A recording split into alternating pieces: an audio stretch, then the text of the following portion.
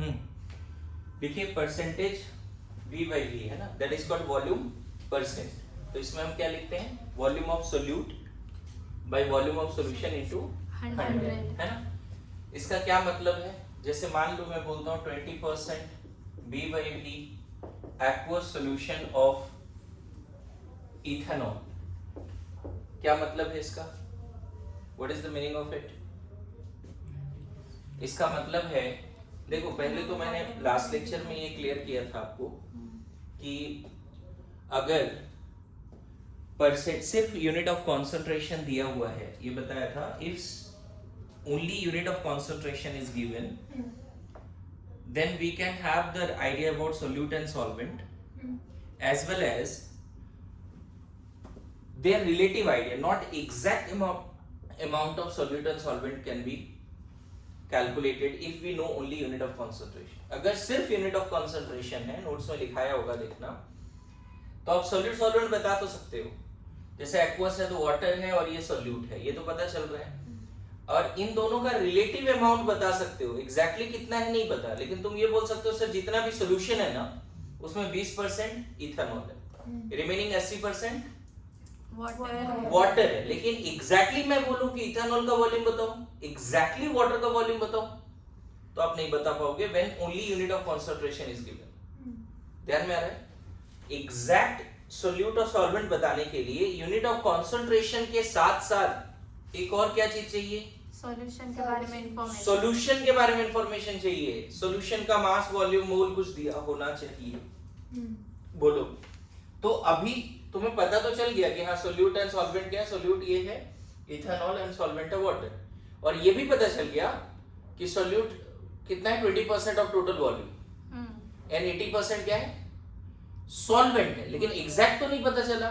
लेकिन जैसे ही तुम यहां मानोगे कि let we have 100 ml solution, तब तुम तुरंत बोल सकते हो 20 ml क्या है उसमें इथेनॉल एंड 80 ml क्या है water. So if you know only unit of concentration, you can have idea about solute and solvent, and you can have idea also about relative mass, mole, volume of solute and solvent, but not exact mass, mole, volume of solute and solvent। जैसे कल last class पढ़ाया था वो याद होगा, मान लो 20% W by W aqueous solution of glucose मान लो बोलते हैं, क्या मतलब है इसका। अब देखो 20% W by W है, इससे तुम्हें ये आइडिया जरूर लग जाएगा, क्या आइडिया लग जाएगा इससे कि सोल्यूट है सॉल्वेंट क्या है, सोल्यूट है ग्लूकोज, सॉल्वेंट है वाटर। लेकिन मैं बोलूं कि ठीक है एक actual amount of glucose and water बताओ, तो तुम नहीं बता पाओगे, तुम बोलोगे सर जितना भी सोल्यूशन है ना उसका 20% बाय मास ग्लूकोज है और जितना भी सॉल्यूशन है उसका 80% बाय मास क्या है वाटर। एग्जैक्ट बताने के लिए यहां भी एज्यूम करना पड़ेगा कि let we have 100 gram of solution. ध्यान रखना W by W दिया है तो एजम्पशन क्या है 100 और W by V दिया है तो एजम्पशन क्या है ml। ध्यान रखना अगर क्वेश्चन में ये दिया है nothing is mentioned about volume of solution, you must take 100 ml। अगर ये दिया है मास ऑफ सॉल्यूशन के बारे में क्वेश्चन में कुछ नहीं दिया है तो आपको क्या मान लेना है, वी हैव 100 ग्राम, और जैसे ये माना क्या बोल दोगे 20 ग्राम and 80 ग्राम वाटर। बात समझे, this is the way. Clear है, बोलिए, लिखो जल्दी लिखो, राइट नोट प्रॉपर्ली। देखो बेसिक क्वेश्चन अगर मैं बोलूं कि एकदम फॉर्मूला बेस्ड क्वेश्चन देता हूं ताकि तुम लोग सीख पाओ, है ना, एकदम formula based. Find percentage V by V if 20 ml of ethanol is mixed with 100 ml of water। एकदम सिंपल क्वेश्चन दिया, 20 ml ethanol is mixed with 100 ml of water. क्या होगा परसेंटेज V by V बताओ? एकदम basic question. क्या था definition? Volume of solute. Solute क्या है यहाँ पे? इथेनॉल. बढ़िया. और नीचे क्या रखते थे? सॉल्यूशन का वॉल्यूम. 100 से डिवाइड मत करना. कितने से डिवाइड करना पड़ेगा? सॉल्यूशन का वॉल्यूम कितना होगा बच्चे? 120 सोल्यूट प्लस सॉल्वेंट इनटू 100. तो 20 by 120 into 100 कितना? नहीं ये 6 आ गया ना. 100 by 6 50 by 3 100 by 6 ना बच्चे. 50 by 3%. अब इसको सॉल्व कर लेंगे हम लोग. आया समझ में? 16 पॉइंट क्या 66 समथिंग. 16.66 पक्का? हाँ 66 या 67 बोल दो रिकरिंग में परसेंट. क्लियर है? एक क्वेश्चन और इसी पे करते हैं, है ना. When temperature of 300 gram of solution, 300 gram of 25% W by W. When temperature of 300 gram of 25% W by W, aqueous solution of a solute is decreased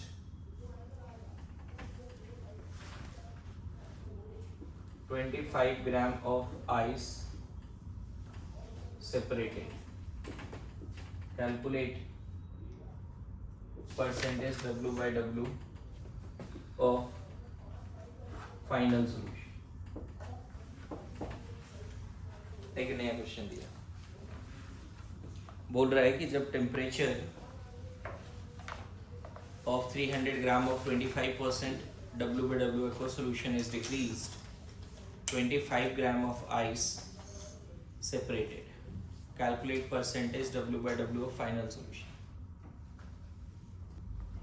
देखो पहले बताओ 300 ग्राम सॉल्यूशन है. When temperature of 300 gram of 25% W by W aqueous solution of solute is decreased, 25 gram of ice separated out. जैसा question दिया हुआ उसके हिसाब से हम क्या बोल सकते हैं? पहले बताओ इनिशियली 300 ग्राम सॉल्यूशन है, 25% W by W है, मतलब सोल्यूट 75 ग्राम है, 75 ग्राम. पक्का? 300. मैंने क्या बोला था? अगर सॉल्यूशन का मास नहीं दिया है तो 100 मानना है. यहाँ तो दिया है ना, तो 300 ग्राम का 25%. समझ गए? और सॉल्वेंट कितना होगा यहाँ पे? 75% ऑफ दिस. ऐसे भी 300 ग्राम में ये सोल्यूट है, तो 225 ग्राम क्या हो जाएगा? क्या हो जाएगा? वाटर. अरे वाटर. यस और नो. अब इस पूरे सिस्टम का टेम्परेचर कम कर दिया तुमने, तो अब क्या बोल रहे हैं यहाँ पे कि क्या बन गया? 25 ग्राम क्या बन गया है? आइस. हो सकता है यहाँ आइस बन गया. कितना? 25 ग्राम आइस बन गया. तो अब जो रिमेनिंग सॉल्यूशन है, रिमेनिंग पहले कितना सॉल्यूशन है? 275 ग्राम सॉल्यूशन है. अभी आइस सॉल्यूशन का पार्ट थोड़ी है. अब सॉल्यूशन कितना है? आइस हट गया ना. अच्छा यहाँ पे एज्यूम भी करना होगा आइस के अंदर कोई सोल्यूट नहीं है. आइस सिर्फ किसका बना हुआ है? वाटर का. उसके अंदर कोई सोल्यूट ट्रैप नहीं. तो यहाँ पे अभी भी सोल्यूट कितना है? जो पहले था. अरे यस नो. जो पहले था. और अब सॉल्वेंट कितना है? 200 ग्राम. तो ये जो फाइनल सॉल्यूशन है which is at lower temperature, उसका percentage calculate W by W of final solution. मतलब इसका निकालना है परसेंटेज W by W. तो फॉर्मूला तो होगा परसेंटेज W by W का सोल्यूट का मास बाय सॉल्यूशन का मास इनटू 100. आया समझ में? सोल्यूट का मास बाय सॉल्यूशन का मास इनटू 100। डिफिकल्ट है? लिखो।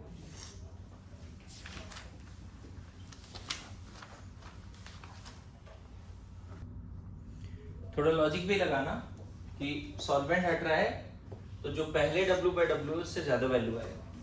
तो कितना सही कैलकुलेशन? मतलब 300/11 आ रहा है तो वो 28.1 ठीक है, कैलकुलेट कर लेना। मुझे लगता है 25 से ज्यादा रहेगा तो मुझे लग रहा है सही कैलकुलेशन है। 300/11 नहीं कर पा रहे हो क्या तुम लोग? 300/11 20 हो जाएगा ना? ठीक है, फिर क्या दिक्कत है? ठीक है, 300/10 30 आएगा। 300/11 30 से कम। Yes no? Done. Now next unit of concentration पे चलते हैं बच्चे। Next unit of concentration is third, percentage W/V। इसको बोलते हैं volume percent, sorry mass by volume, या ऐसे भी बोल सकते हैं mass by volume, percentage mass by volume. क्या बोल सकते हैं? Percentage mass by volume. Percentage mass by volume. तो यहाँ सिंपली है weight of solute by weight of solution into 100। ध्यान रखना दोनों, ये ग्राम में, ये ml में लो। जनरली ये ग्राम और ये ml में लिया जाता है।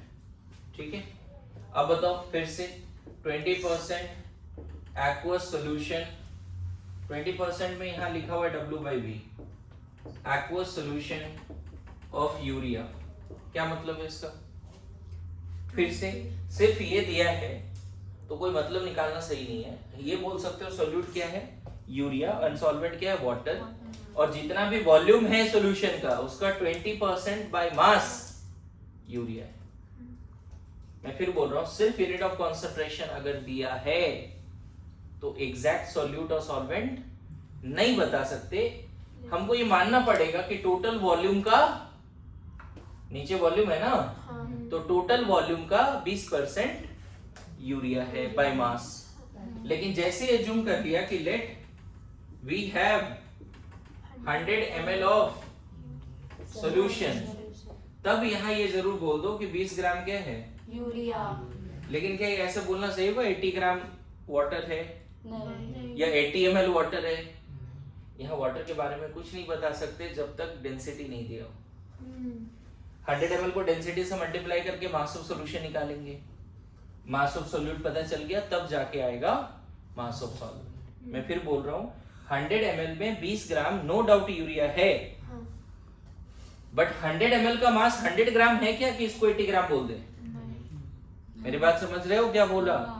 Whenever percentage W/V is given and nothing is mentioned about volume of solution, what is the best assumption?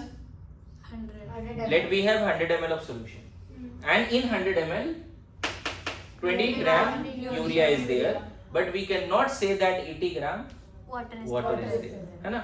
अगर तुमको वाटर का मास निकालना है तो क्वेश्चन में डेंसिटी दिया होना चाहिए। क्लियर है? जैसे एक क्वेश्चन, बेसिक क्वेश्चन इस पे कर लेते हैं, है ना?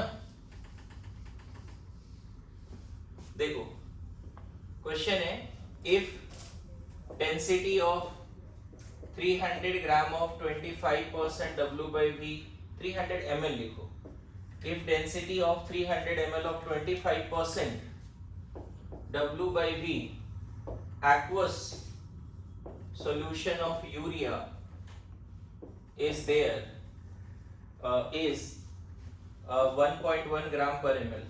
ऐसा है कि if density of 300 ml of 25% W/V aqueous solution of urea is, then find mass of urea and mass of water। ये क्वेश्चन दिया, चलो ट्राई करो। अगर डेफिनेशन समझ गए होगे तो बेसिक क्वेश्चन भी कर पाओगे। देखो ये तो जैसा भी समझाया उसके हिसाब से इसका सॉल्यूशन देखिए। सॉल्व हुआ था किसी से? एनीवन? चलो कोई नहीं, इधर देखो बोर्ड पे देखो, बहुत क्वेश्चंस मिलेंगे सॉल्व करने के लिए। 300 ml सॉल्यूशन है, 25% W/V। मैंने अभी बताया ना कि अगर 100 ml है तो जो भी परसेंटेज W/V है वही सोल्यूट है। बोलो, तो यहाँ पे बता सकते हो वेट ऑफ सोल्यूट कितना है? 300 का 25%, yes or no? 75 gram. Wait of solute तो पता चल गया। अच्छा, वॉल्यूम ऑफ सॉल्यूशन और डेंसिटी है ना, डेंसिटी होता है मास बाय वॉल्यूम, तो मास कितना हो जाएगा? डेंसिटी इनटू वॉल्यूम हो जाएगा। तो मास ऑफ सॉल्यूशन क्या लिखोगे? मास ऑफ सॉल्यूशन है ना, डेंसिटी जिसका मास निकालना है उसी का डेंसिटी रखना है, डेंसिटी ऑफ सॉल्यूशन रखना है इनटू वॉल्यूम ऑफ सॉल्यूशन रखना है। बात समझ रहे हो? Mass equal to density into volume तो होता है, लेकिन जिसका मास निकालना है, अगर सॉल्यूशन का मास निकालना है तो यहाँ सॉल्यूशन की डेंसिटी रखनी पड़ेगी और यहाँ वॉल्यूम सॉल्यूशन का रखना पड़ेगा। डेंसिटी कितना है? 1.1 ग्राम पर ml, और वॉल्यूम हमें क्वेश्चन में कितना दिया हुआ है? 300 ml। तो देखो ml कट जाएगा और सॉल्व करके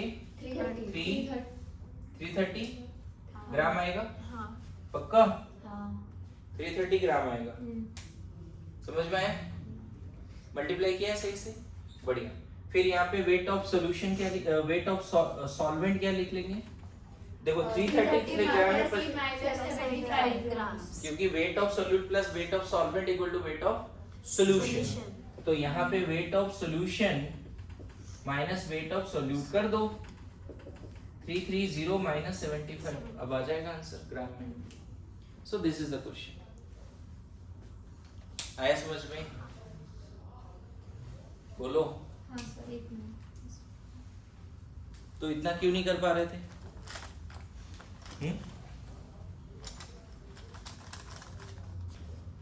सो आगे बढ़ते हैं, नेक्स्ट यूनिट ऑफ कंसंट्रेशन देखते हैं। नोटेड है ना? इसी तरह का एक यूनिट ऑफ कंसंट्रेशन है पीपीएम। पीपीएम का क्या मतलब होता है उस पर भी डिस्कशन करेंगे, ठीक है? पार्ट्स पर मिलियन, पार्ट्स पर मिलियन है ना? तो हेडिंग हम लोग क्या दे सकते हैं? फोर्थ ना, पीपीएम। पीपीएम भी दो तरह के होते हैं, पीपीएम बाय मास बोलते हैं ना। देखो बड़ा सिंपल डेफिनेशन है, इसमें वेट ऑफ सोल्यूट तो लेते हैं, बाय वेट ऑफ सॉल्यूशन भी लेते हैं, लेकिन 10⁶ करते हैं। परसेंट तो 100 से मल्टीप्लाई करते हैं। पर बिलियन, पर मिलियन, पर बिलियन होगा तो 10⁹, पर मिलियन है तो 10⁶। समझ गए? पार्ट्स पर मिलियन। अब देखो यहाँ पे मतलब क्या है ये समझना। मान लो बोलता हूं कि 2 ppm of Fe solid in water by mass।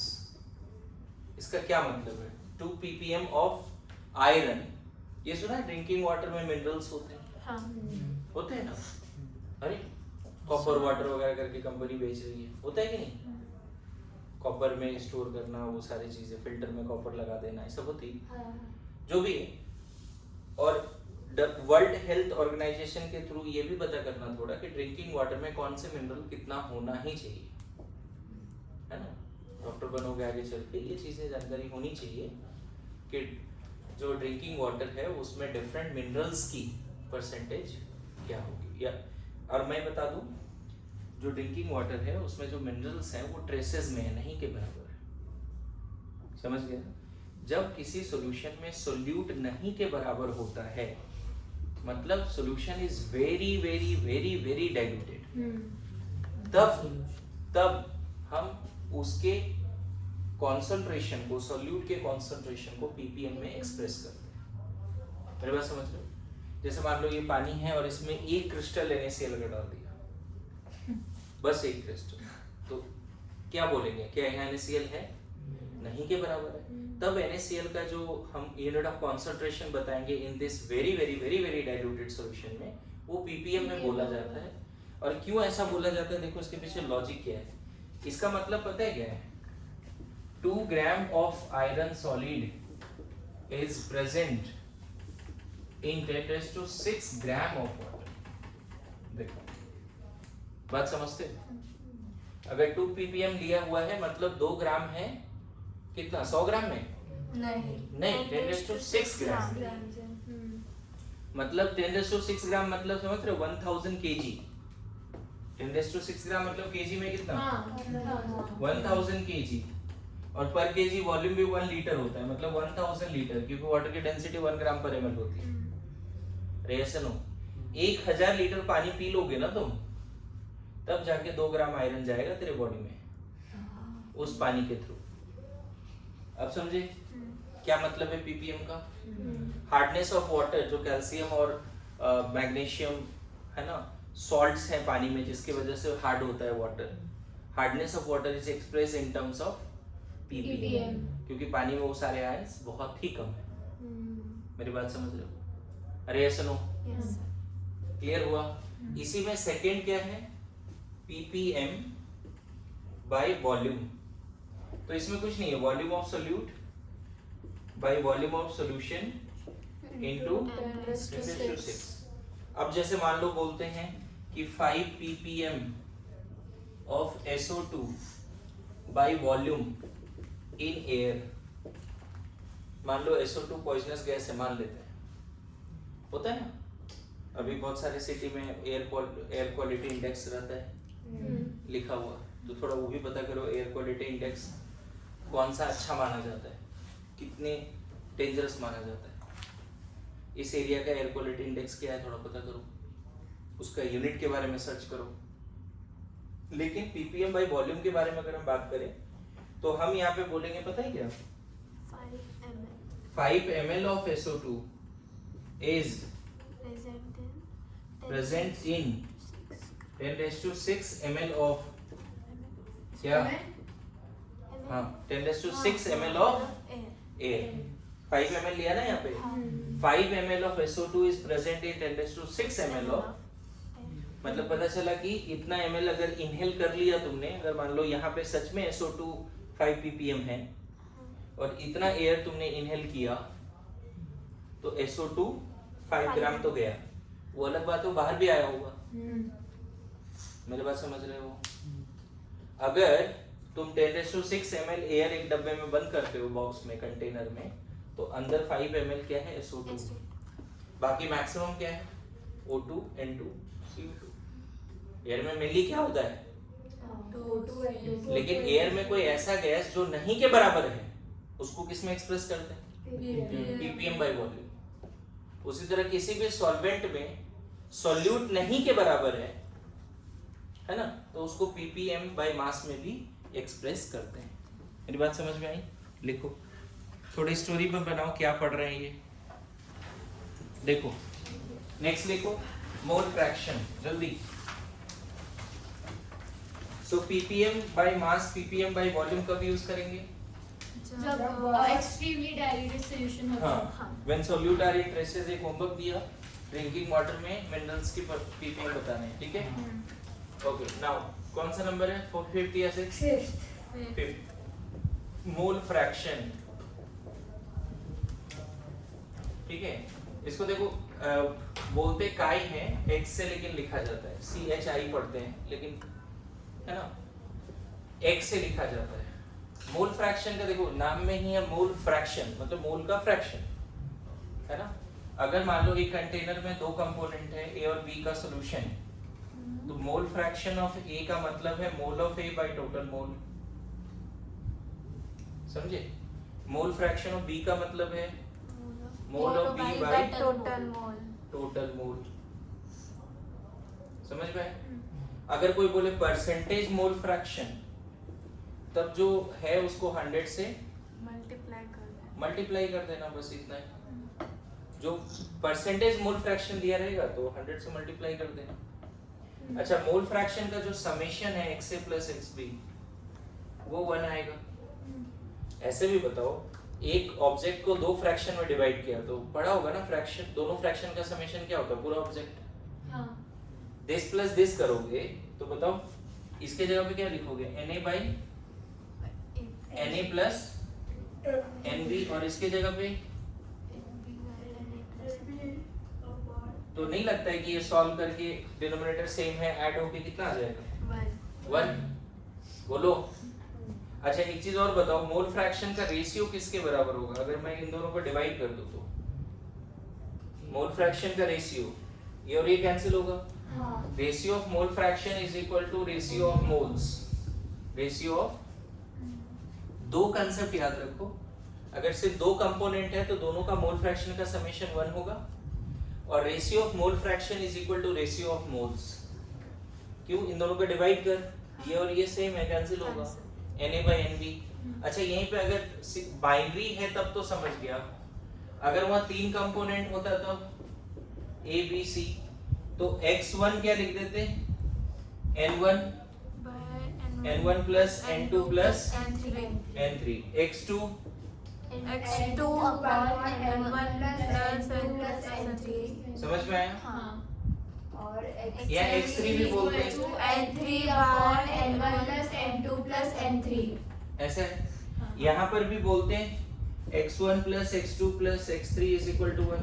1 हाँ। 3 कंपोनेंट है तो, हाँ। लेकिन यहाँ पे अगर x1 by x2 बोलोगे ना तो वो n1 by n2 बोलना, क्योंकि दिस बाय दिस करोगे तो कैंसिल वो हो कट ही जाएगा। तो ऐसी वाली बातें ये मोल फ्रैक्शन में इतनी बात ध्यान में रखनी है। ठीक है, अब इस पे क्वेश्चंस करेंगे। लिखो पहले, इतना लिखिए जल्दी से। चलो आगे मोल फ्रैक्शन पे 2-3 क्वेश्चन करते हैं, पहले करें। लिखो, calculate mole fraction of O2 in the mixture of O2 and N2 having पहला equal moles, दूसरा 3 moles of O2 and 2 moles of N2, तीसरा having equal masses, and fourth having mass ratio 1:4।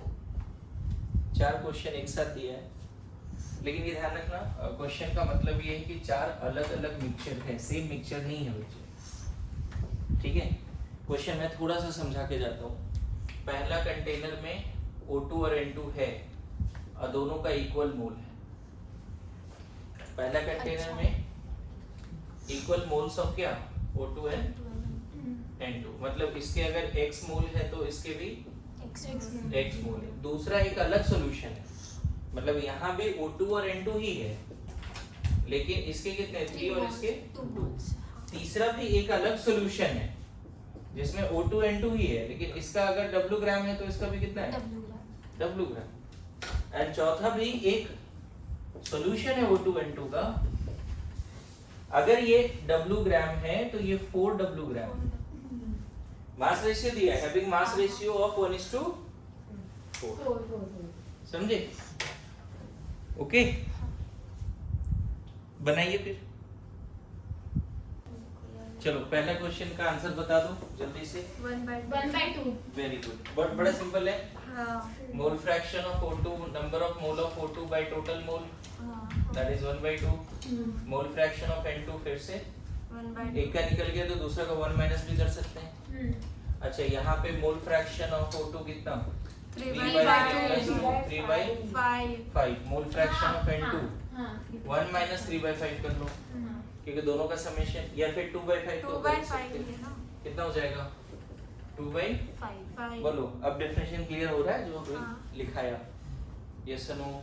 अच्छा, इसका मोल फ्रैक्शन इक्वल वेट है। यहाँ पे थोड़ा समझना पड़ेगा आपको कि पहले हम वेट का रेशियो नहीं लेते ना, मोल फ्रैक्शन मोल का रेशियो लेते हैं। तो पहले मोल ऑफ O2 निकालो, मोल ऑफ O2 W/32। मास से मोल कैसे निकलता है? मोलर मास से डिवाइड करते हैं। मोल ऑफ N2 निकालिए W/28। अब मोल फ्रैक्शन ऑफ O2 लिख दो W/32 plus W/28। बोलो, होगा?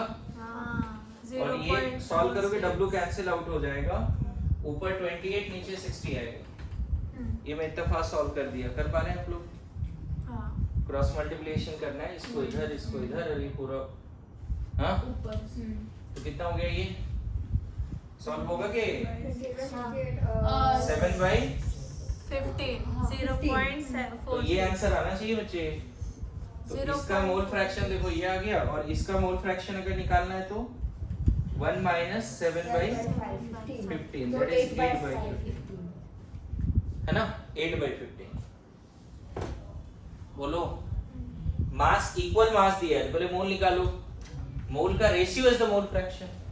अच्छा यहाँ पे मास इक्वल भी नहीं है, तब मोल निकालो पहले, मोल कितना आएगा W by 32। यहाँ देखो ना मास रेशियो 1:4 है, मतलब अगर ये 1 ग्राम है तो 4 ग्राम है, ये W ग्राम है तो ये रेशियो का मतलब समझता है ना। बढ़िया, तो मोल ऑफ N2 कितना लिख दोगे यहाँ पे 4W by 28। मोल जैसे ही पता चल गया, मोल फ्रैक्शन निकालो, mole fraction of O2 W by 32 4W by 28। ऐसा सिंपलीफाई करिए ना इसको। हाँ करो, लास्ट में करो, क्या दिक्कत है ना। या एक साथ कर ले, ये 1/7 होगा ना, हाँ तो 7 इधर 32 कैंसिल हो जाएगा, 7 ऊपर जाएगा और नीचे 32 प्लस 7 कितना 39। ये आ रहा है क्या? 7/39 आना चाहिए। देखो कैलकुलेट करो, 32 कैंसिल, यहाँ 7 है, 7 ऊपर जाएगा। सही है क्या? मैं सॉल्व कर दूं जी, मैथ्स भी सॉल्व कर दूं कि ये समझ में आ रहा है कि ऊपर जो W है नीचे W कैंसिल होगा? नहीं, थोड़ा सिंपलीफाई करो, बोलो यस और नो, हो पा रहा है?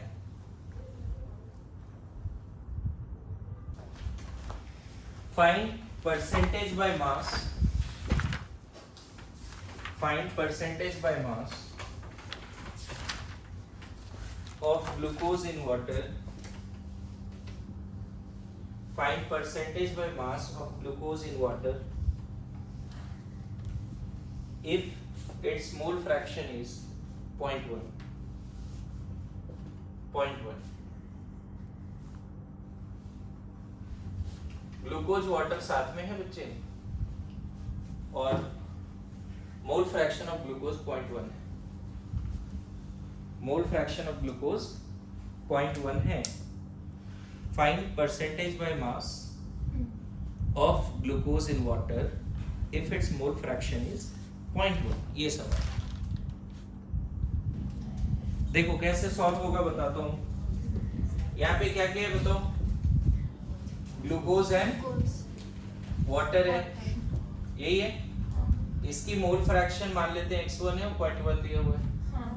बोलो तो इसकी मोल फ्रैक्शन क्या होगी बताओ? दो ही कंपोनेंट है, तो फर्स्ट की मोल फ्रैक्शन अगर पता है तो सेकंड का मोल फ्रैक्शन क्या होगा? अभी जस्ट पढ़ा है, मोल फ्रैक्शन का समेशन 1 होता है। मोल फ्रैक्शन का समेशन 1 होता है, तो mole fraction of 2 1 minus x1 0.9 हो जाएगा जी। हाँ 0.9 हो जाएगा। तुम्हें निकालना क्या है? इस सॉल्यूशन का परसेंटेज W by W निकालना, यही निकालना है क्वेश्चन, ये है परसेंटेज W by W निकालना है क्वेश्चन ये। तो परसेंटेज W by W के लिए क्या चाहिए हमें? मास ऑफ ग्लूकोज चाहिए और मास ऑफ वाटर भी चाहिए, दोनों का मास नीचे रखना है। इसका डेफिनेशन क्या है बताओ ना? परसेंटेज W by W का डेफिनेशन क्या है? Weight of solute, wait of solution into 100, यही तो है। तो अभी क्या करो, एज्यूम कर लो कि सपोज इसका x मोल है, क्या है x मोल, और इसका मान लेते हैं y मोल है। बोलो ठीक है। तो बताओ अगर मोल तुमने xy, जब भी मोल फ्रैक्शन आए, मोल्स के बारे में कुछ मेंशन हो, मोल फ्रैक्शन गिवन हो, लेकिन दोनों कंपोनेंट के मोल्स के बारे में कुछ मेंशन ना हो, तो तुरंत एज्यूम कर लेना let we have x mole of solute and y mole of solute. We can assume that. जैसे बोला ना W by W गिवन है, सॉल्यूशन के बारे में कुछ मेंशन नहीं है, तो क्या जंक्शन था? Let we have 100 gram of solution. याद करो, W V by V given है, सॉल्यूशन के बारे में कुछ मेंशन नहीं है, तो क्या जंक्शन था? Let we have 100 ml. Let we have 100 ml of solution. W by V है, तब क्या जंक्शन था? 100 ml ही था। 100 ml ही था। क्वेश्चन रिवाइज करना अच्छे से। मोल फ्रैक्शन जब गिवन है, मोल्स के बारे में कुछ मेंशन नहीं है, तो हम क्या मान लेंगे? Let we have x mole of solute and, तो बताओ अगर इतना पता चल गया तो x ऑफ ग्लूकोज कितना लिखोगे according to this data? x by x plus y. हाँ, हाँ. और इसी डेटा के हिसाब से x ऑफ वाटर क्या लिखोगे? y by x plus y. y by x plus y. x plus y। बोलो होगा? हाँ. इन दोनों का रेशियो क्या लिख दोगे? अभी जस्ट समझाया था, x of by solute, y. ये सॉल्यूट है, ये Solvent. सॉल्वेंट है। कितना लिखते हैं रेशियो? X by y. अच्छा ये बताओ, ratio of mole fraction is ratio of moles. Yes. अभी लिखाया था सब हाँ. थ्योरी में। हाँ. ये कितना दिया हुआ है बच्चे? ये 0.1 है और ये 0.99. तो रेशियो ऑफ मोल फ्रैक्शन मिल गया आपको? हाँ. x by y कितना आ गया? 1 by 9. मतलब एक तरह से इसमें पानी कितना है? 9 मोल हाँ. एंड वाटर कितना है? 1 1 मोल। वाटर बोल रहा हूँ। ग्लूकोज कितना है? 1 mole है. 1 more. Water is 9 mole and glucose is 1 more. 1 मोल। अब बताओ, वेट ऑफ सॉल्यूट को हम x into 180 बोलेंगे। ये कैसे लिख दिया? Weight of solute. x मोल अगर ग्लूकोज है बच्चे तो मास कितना? Into 180. x मोल ग्लूकोज का मास कितना जी? 1 मोल ग्लूकोज का मास 180 ग्राम, हाँ. 2 मोल का 180 into 2, हम्म. x मोल का 180 180. 2x. 1 मोल वाटर का मास 18 ग्राम, हाँ. तो y मोल का मास कितना? 18 grams. तो हमें रखना क्या है? Mass of solute, that is number of mole of solute into molar mass of solute. यहाँ भी हमें टोटल ही रखना पड़ेगा ना। हाँ. हाँ. 180 Y plus into 80. 18 बोलो, इनटू 100 तो है, 100. इनटू 100 तो है, उसमें कोई डाउट ही नहीं। हाँ. यहाँ तक समझ गए? हम्म. बोलो, हाँ. कोई तकलीफ है इसमें? नहीं। अब एक काम करो, इसको सॉल्व करना है आपको। तुम चाहो तो y के जगह पे 9x रख दो। यहाँ से क्या मिलेगा? y equal to Cross multiply. 9x मिलेगा। हाँ. y इक्वल टू क्या मिलेगा? 9x. तो जहाँ y दिख रहा है वहाँ 9x रख। x into 180, x into 180 plus 9x into 18 into 100। बोलो, अब बताओ, न्यूमरेटर डिनोमिनेटर से x कॉमन है, हाँ. तो ऊपर कितना? 180, 180 plus 9 into 18 into 100। हाँ. अरे बोलो, x कैंसिल हो गया, हाँ. x और x गया, बचा यहाँ क्या? 180 और यहाँ 9 into 180। मुझे लगता है 18 कॉमन ले लो तो ऊपर 10 होगा, नीचे 10 plus 9 होगा। हाँ. ये सुनो, हाँ. 18 कॉमन ले ले, हम्म. 18 कॉमन दिख रहा है, हाँ. तो 18 बाहर निकालेगा तो 180 by 18 10 आएगा। हाँ. इतना कैलकुलेशन करो जल्दी जल्दी। 1000 by 19. अब क्या? 1000 by 19. 19 is the answer. 1000 by 19 is the answer. ये कैलकुलेशन करने का तरीका है, कैलकुलेशन करना पड़ेगा आपको। बोलो। Okay, next unit of concentration पे बात करते हैं।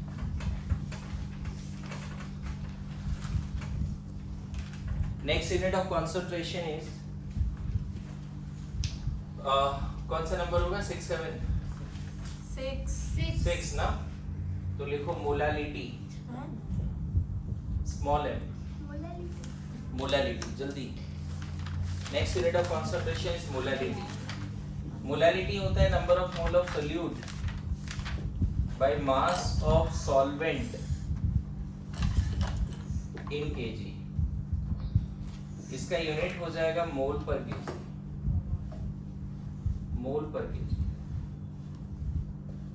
है ना।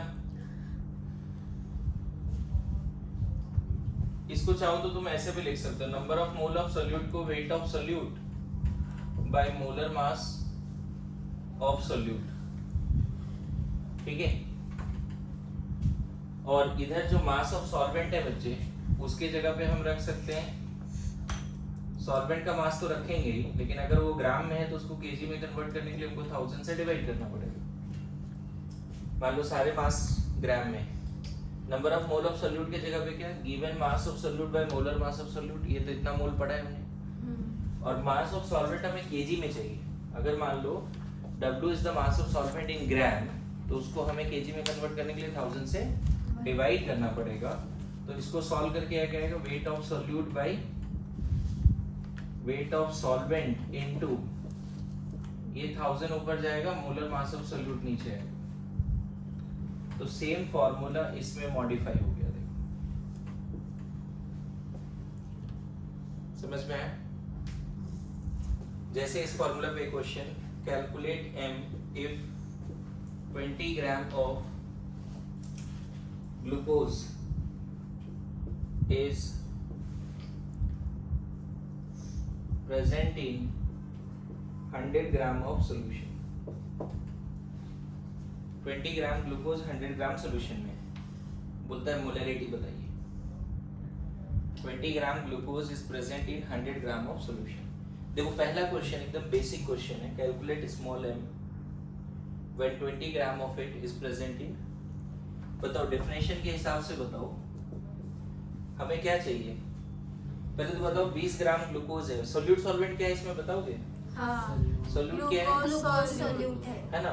100 gram of aqueous solution mention हो तो ज्यादा अच्छा है। तो सॉल्वेंट क्या है? वाटर। वाटर। बताओ ग्लूकोज का मास कितना दिया है क्वेश्चन में? 20 ग्राम। अच्छा सॉल्यूशन के बारे में इंफॉर्मेशन है, हाँ, सॉल्यूशन का मास 100 ग्राम है, तो हाँ। सॉल्वेंट का मास कितना है? 80 80 ग्राम। 80 ग्राम 20 gram is solute, 20 gram is solute. Solute, 100 gram is solution. Solution। तो सॉल्वेंट कितना? 80 ग्राम 80 ग्राम। बढ़िया। तो हमें मोलारिटी क्या चाहिए? Number of mole of solute, number of mole of solute चाहिए। Number of mole of solute 20/180। Number of mole कैसे निकलेगा? Given mass by molar mass. और हमें नीचे क्या चाहिए? Mass of solvent in KG चाहिए। तो यहाँ 80/1000 करना पड़ेगा ना। क्यों 80/1000 करना पड़ेगा बताओ? केजी में चाहिए। क्योंकि हमें केजी में चाहिए, वो भी सॉल्वेंट का मास चाहिए। यहाँ सॉल्यूशन 100 ग्राम है, तो इसको सॉल्व करो। 20 बाय क्या? 80 80 into into 1000 by 180। देखो इस फॉर्मूला फिट हो गया। Wait of solute by weight of solvent into 1000 by molar mass of, उस फॉर्मूला फिट हो गया। देखो अब ये सॉल्व कर लो बच्चे, आ जाएगा आंसर। कर पाएंगे सॉल्व? और इसका यूनिट आएगा मोल पर केजी। यूनिट क्या आएगा? मोल पर केजी। 1/4 है, 1/4 को फिर 1000 से डिवाइड किया तो कितना हो गया? 250/180, मतलब 25/18 आंसर आ गया। हाँ, 25/, ये 1/4 हो गया ना। 20/80 1/4, 1/4 को 1000 से डिवाइड करो, सॉरी 1000 को 1/4 से डिवाइड करो, 1000 को 4 से डिवाइड करो, नॉट 1/4। नीचे डायरेक्ट 4 है ना। 1000/4, तो ये कितना? 25 और एक 0 आ जाएगा, है ना। ये और कटेगा क्या? कैंसिल होगा क्या? ये अगर मान लो 3 से अगर किसी तरह जाता है,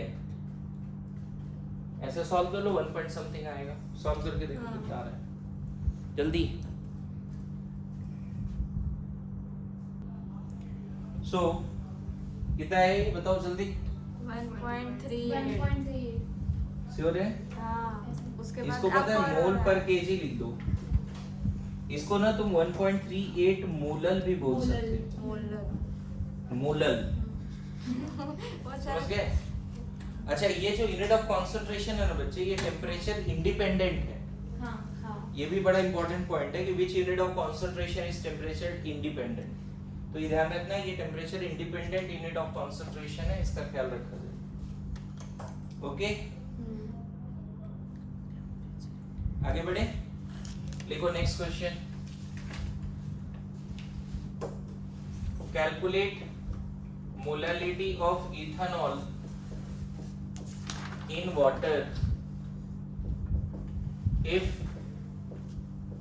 its mole fraction is 0.04। अब देखो ये कैसा सवाल है, ऐसे समझो। इधर जैसे मान लो इसका लेंथ सेंटीमीटर में दिया, बोलता है इंच में बताइए। यही सवाल है। एक सॉल्यूशन है जिसकी मोल फ्रैक्शन गिवन है, उसी का मोलालिटी पूछा है।